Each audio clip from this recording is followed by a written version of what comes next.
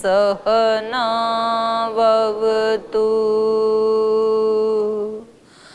सहनौ भुनक्तु सह वीर्यं करवावहै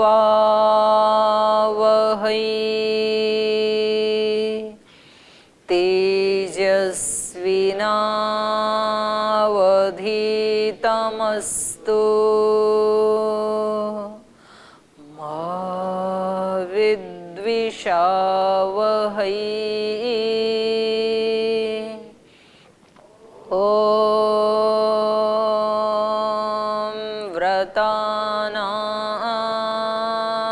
व्रतपते व्रतं चरिष्यामि तच्छकेयं तन्मे राध्यताम् इदमहमनृतात् सत्यमुपैमि ॐ शान्ति शान्ति शान्तिः।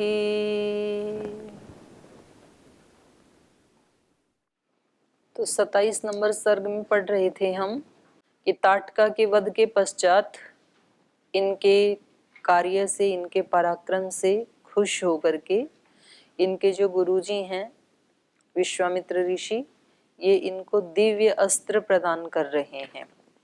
तो इसमें बहुत सारे दिव्य अस्त्रों के यहाँ नाम गिनाए, ये हमने पढ़े थे।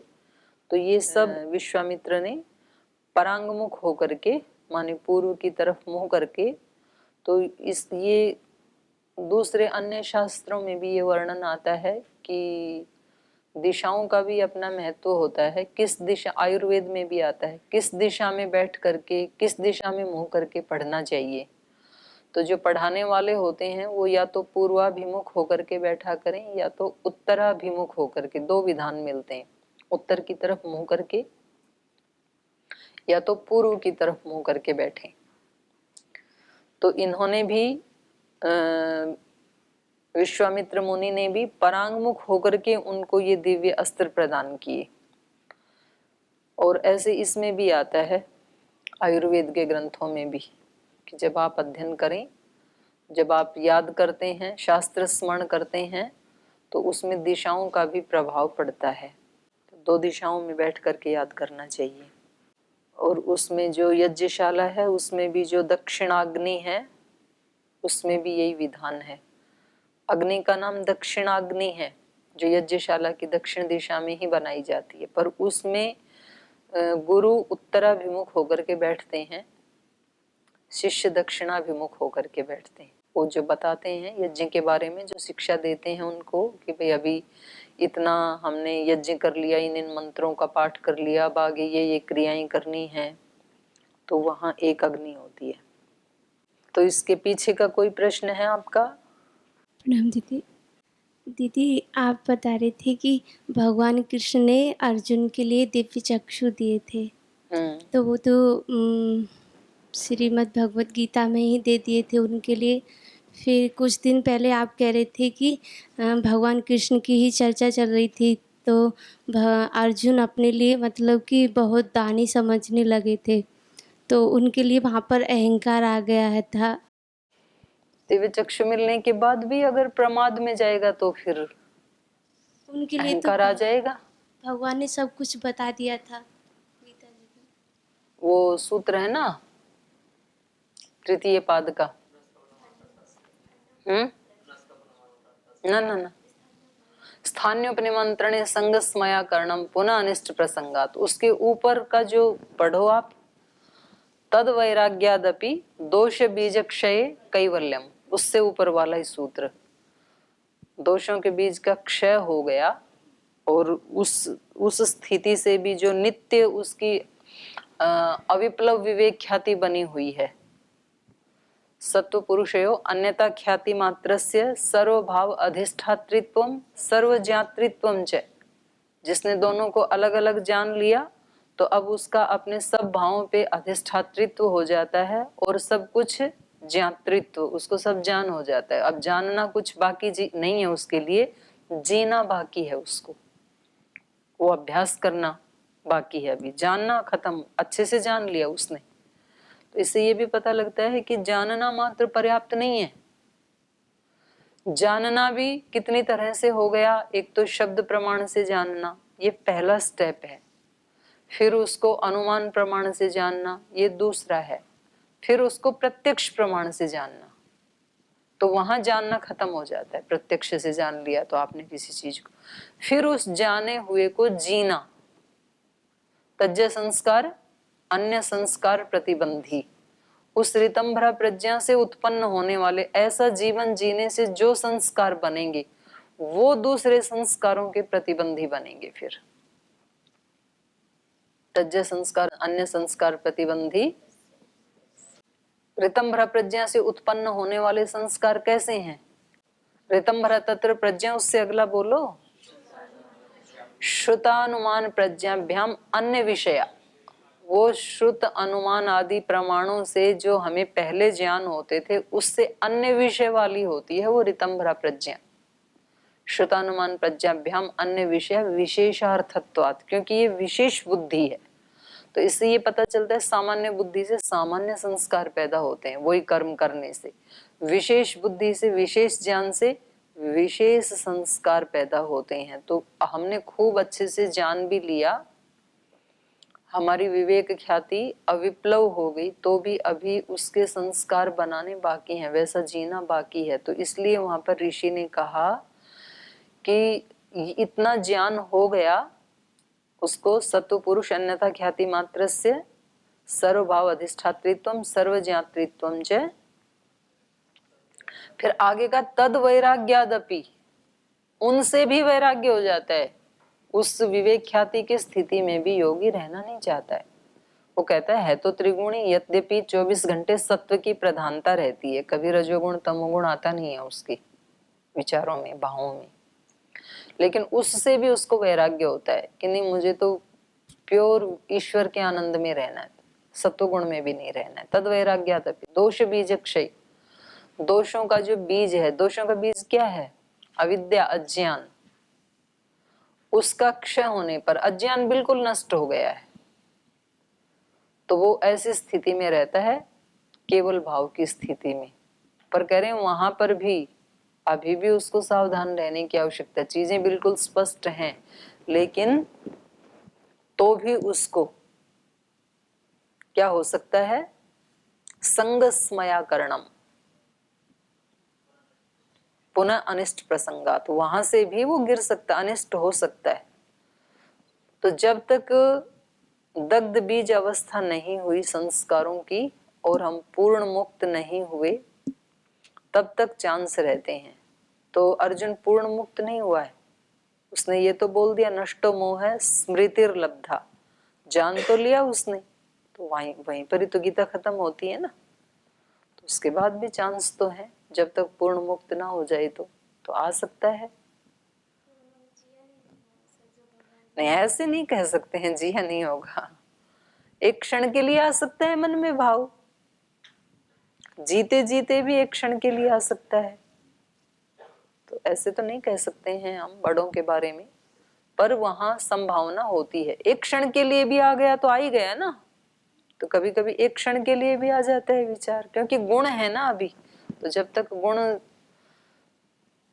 बरकरार हैं, अपने मूल कारण में लीन नहीं हुए, तब तक तो बनी रहती है संभावना। एक और था दीदी जी, आप कह रहे थे एक दिन कि जैसे हम किसी को दंड तो दे देते हैं, इसके बारे में भी मैं जानना चाह रही थी कि जैसे हम किसी दूसरे को तो दंड दे देते हैं यदि किसी से गलती हुई तो, और यदि हमारे से गलती हो जाती है मन वाणी या शरीर से, तो हम अपने आप को किस प्रकार का दंड दे करके उससे जैसे दे सकते दूसरे हैं? को देते वही अपने को दो। नहीं, दूसरे को कैसे देते हो आप, वो देखना पड़ेगा ना। अभी तो किसी को नहीं, अभी तो पावर ही नहीं है देने की। नहीं, छोटे भी बच्चे भी होते हैं तो बस उनको बोल देते कि भोजन मत करना, फिर भी उनको बोल देते आप कर लेना भोजन, कुछ गलती की। तो जैसे आपने उसको कहा कि भाई भोजन मत करना, तो ऐसे अपने आप को भी कहो कि भोजन मत करना। जो आप दूसरे के साथ जैसा देखना चाहते हैं वैसा ही अपने साथ करना।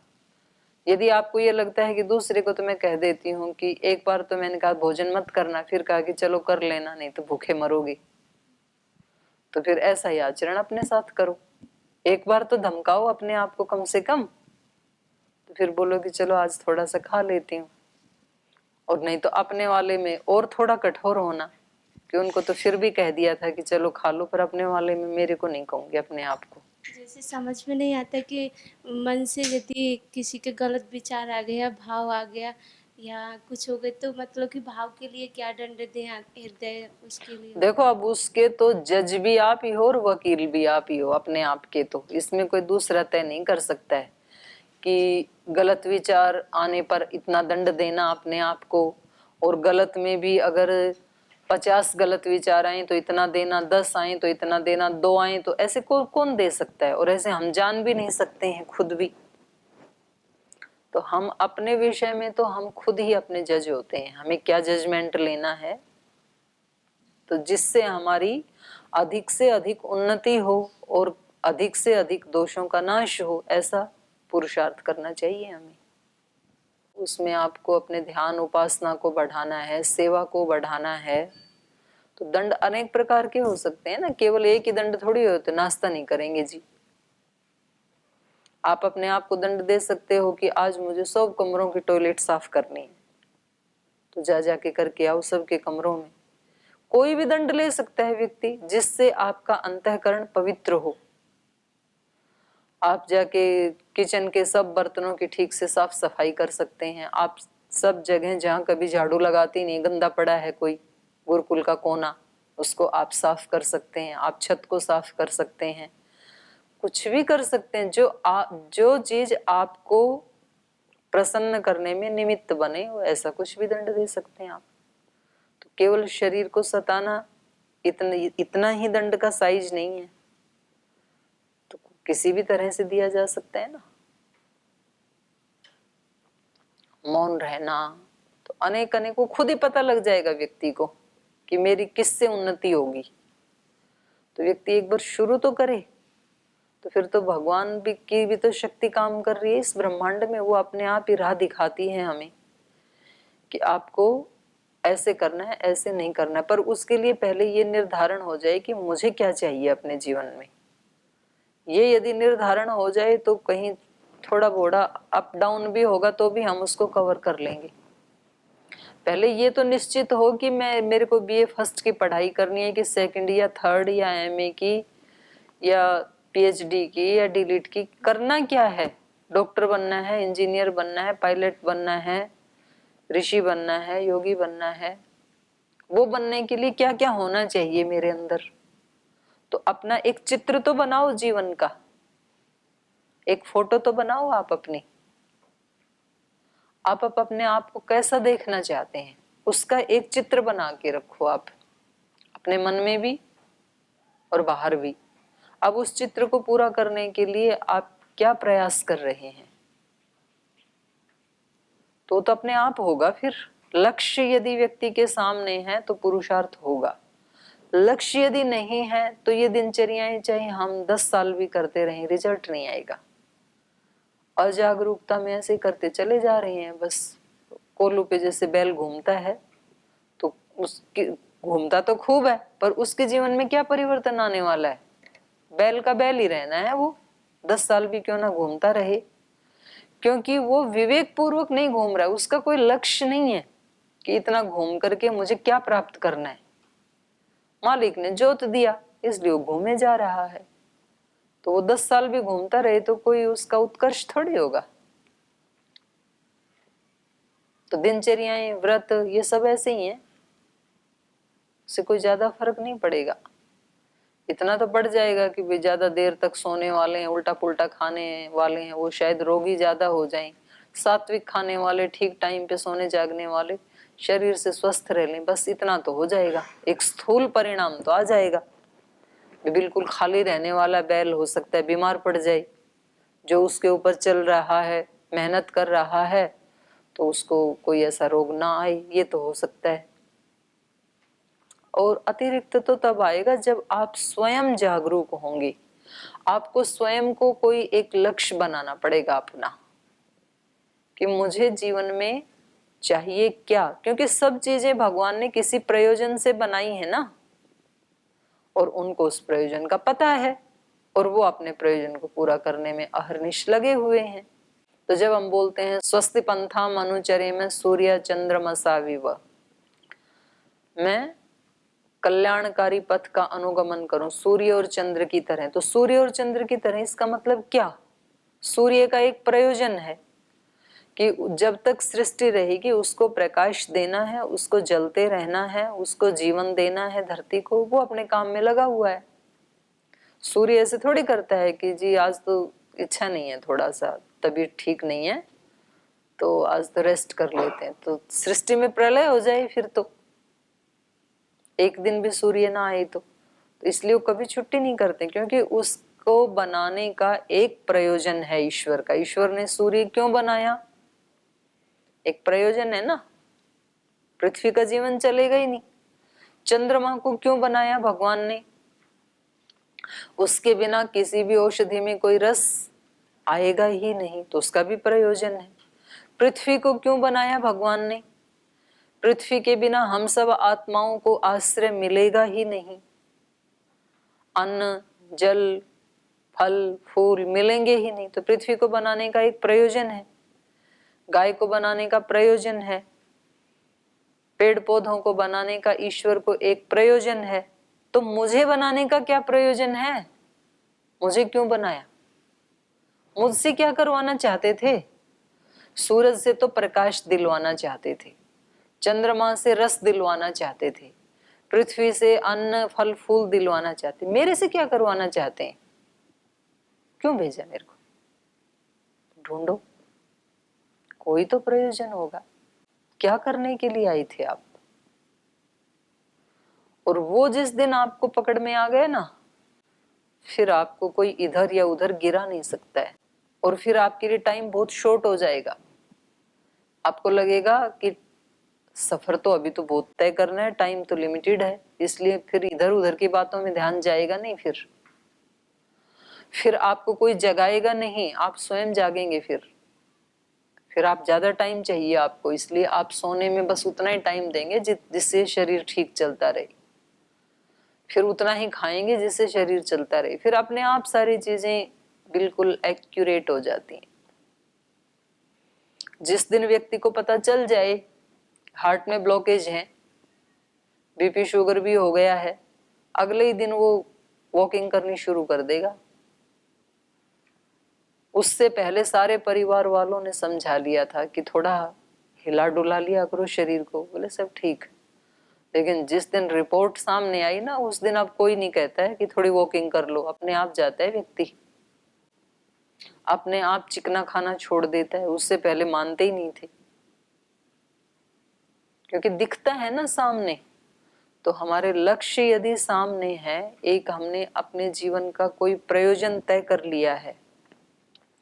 स्वामी जी महाराज को क्यों बनाया भगवान ने, क्यों भेजा? उन्होंने पहचान लिया, करोड़ों लोगों के जीवन में उजाला करने के लिए भगवान ने मुझे भेजा है। और अब लगे हुए हैं अहर्निश। उनको कौन बताता है कि अब उठ जाओ?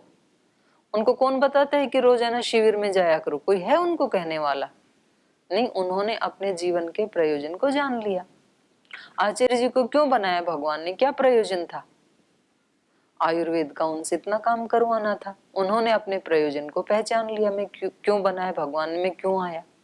वो अहर्निश लगे हुए। उनको कौन कहता है कि आप इन पेड़ पौधों के ऊपर सर्च करो, इसके ऊपर ऐसे करो, ये दवा बनाओ? उनको कौन कहता है? कोई भी नहीं कहता है। लेकिन वो एक मिनट भी अपना वेस्ट नहीं करते हैं। तो जो जो अपने प्रयोजन को पहचान लेता है तो उसको कहना नहीं पड़ता है। फिर वो खुद सूर्य चंद्र की तरह बिल्कुल एक्यूरेसी में घूमता है, आगे गति करता है। फिर क्योंकि उसका प्रयोजन है। और नहीं पता है तो डंडा मारेगा तो बैल चलेगा, नहीं मारेगा तो बैठ जाएगा।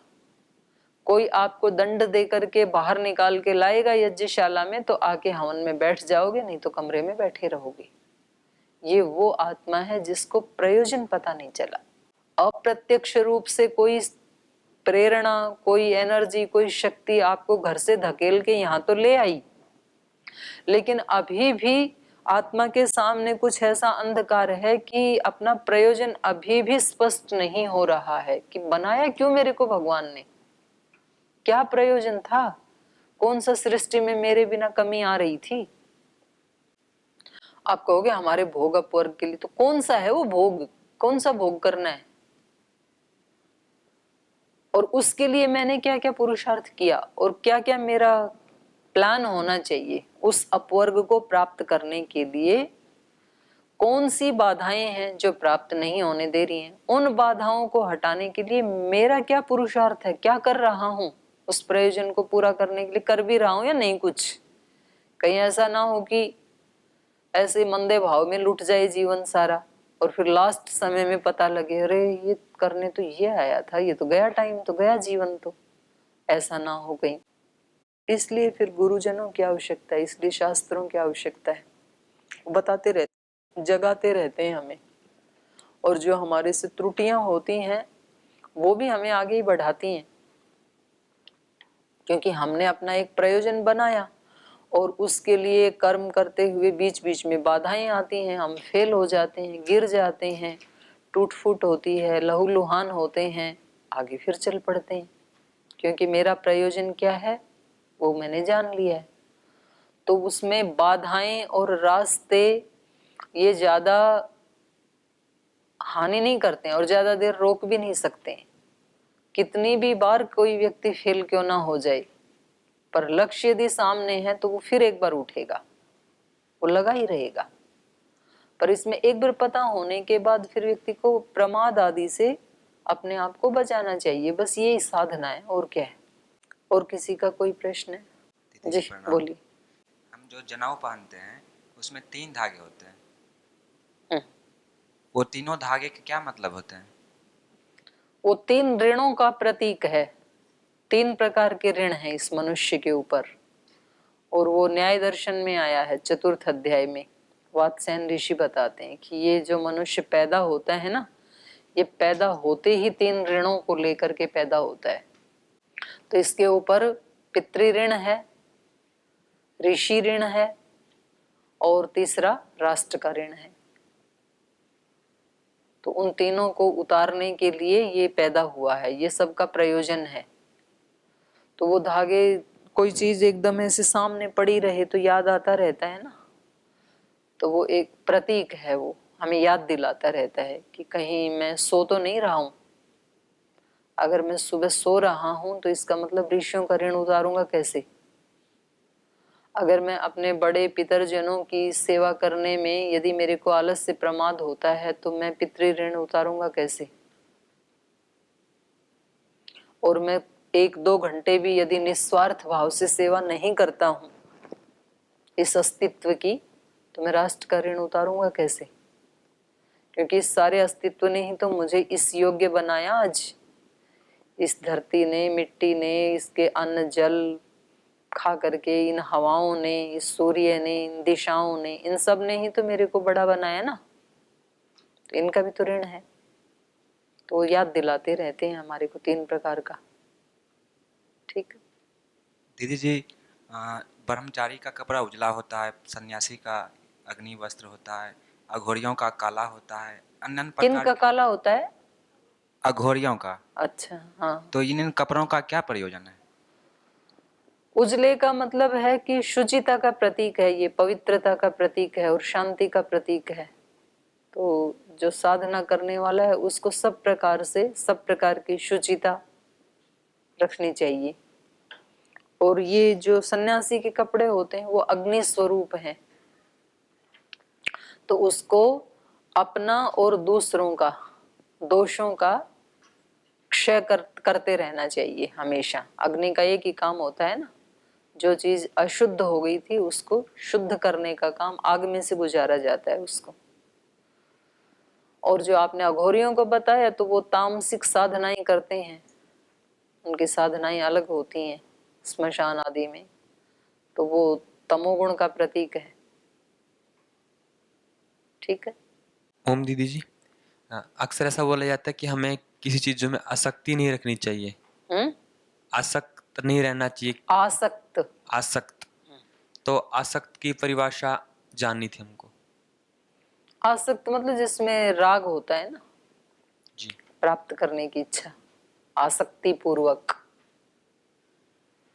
चित्त में राग दोष को लेकर के, राग द्वेष मोह इसको लेकर के प्राप्त करने की इच्छा, किसी चीज पे अपना मतलब पजेसिवनेस का भाव जो है उसको आसक्ति कहते हैं। जैसे कहते हैं कि घर वालों में अब आसक्त मत रहो। घर वालों में जी। ना, किसी में भी ना रहो, घर वालों में भी ना रहो, बाहर वालों में भी ना रहो। ईशावास्यम इदम सर्वम। जी। तो इसका किसी में भी मतलब ना रहे। ऐसा तो नहीं है कि किसी को कुछ होता है हमको कोई फर्क करना पड़े, हमारे को कोई फर्क करना पड़े, इसका मतलब ऐसा तो नहीं है ना, फर्क क्यों नहीं पड़ेगा? कोई पागल थोड़ी है, फर्क तो पड़ेगा। तो उसके लिए हम क्या कर सकते हैं? उतनी सहायता करके, बाकी फिर भगवान पे छोड़ दें, या उनकी सेवा की जिम्मेदारी जिन लोगों पे है वो देखें। हमारे ऊपर हमने दूसरी प्रकार की जिम्मेदारियों को स्वीकार किया है।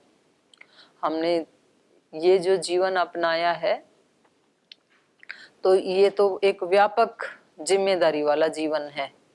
तो उस व्यापकता में तो वो भी ऐड हो जाते हैं, वो अलग नहीं है उससे। पर आप किसी एक विशेष व्यक्ति के लिए क्या सोचते, उस स्थिति में उसकी क्या सहायता करते, जिनसे आपका कोई ब्लड रिलेशन नहीं है, तो वैसा ही उनके साथ भी करो। क्योंकि इसमें ऐसा भी नहीं होना चाहिए कि जी इनका और हमारा तो कोई दूर दूर का ही संबंध नहीं है, ऐसा भी नहीं होना चाहिए। कृतज्ञता तो है ही, उन्होंने आपको पैदा किया, पढ़ाया लिखाया, पाला पोसा, तो इतना तो ऋण है ही ना उनका भी। तो बाकी सबके भीड़ में अगर वो व्यक्ति भी आ जाएं और उसको भी आप कोई सहायता कर सकते हैं तो कर दो। और फर्क क्यों नहीं पड़ेगा? फर्क तो पड़ेगा जब वो व्यक्ति दुखी है। एक बिल्कुल अनजान व्यक्ति भी आपके सामने दुखी है तो आपके ऊपर फर्क पड़ेगा कि नहीं पड़ेगा? करुणा आएगी ना आपके हृदय में उसको दुखी देख करके। तो वो जो परिवार वाला व्यक्ति यदि दुखी है तो फर्क पड़ेगा कि नहीं पड़ेगा? क्यों नहीं पड़ेगा? माइंड काम कर रहा है ना अभी, तो फर्क पड़ेगा ही। तो करुणा की भावना तो होनी ही चाहिए। पर उस करुणा के साथ यदि दोष जुड़ जाएगा, मोह राग जुड़ जाएंगे, तो फिर आप भी साथ रोने लगोगे, तो वो ठीक नहीं है आपके लिए। उनके लिए आप प्रेयर करें, आप उनके प्रति करुणा का भाव रखें, वो तो ठीक है। कैसे उबारें उस व्यक्ति को वहां से, कैसे दुख दूर हो, तो ये भावना तो करनी चाहिए। क्योंकि ये हमारा मौलिक स्लोगन है, सर्वे भवन्तु सुखिनः। ये सन्यासी और ब्रह्मचारी का मूल प्रार्थना है, शाश्वत प्रार्थना है, कभी से चली आई हुई प्रार्थना है। सर्वे भवन्तु सुखिनः, सर्वे सन्तु निरामया। तो सर्वे में वो भी तो आ जाते हैं ना, तो यही करना चाहिए।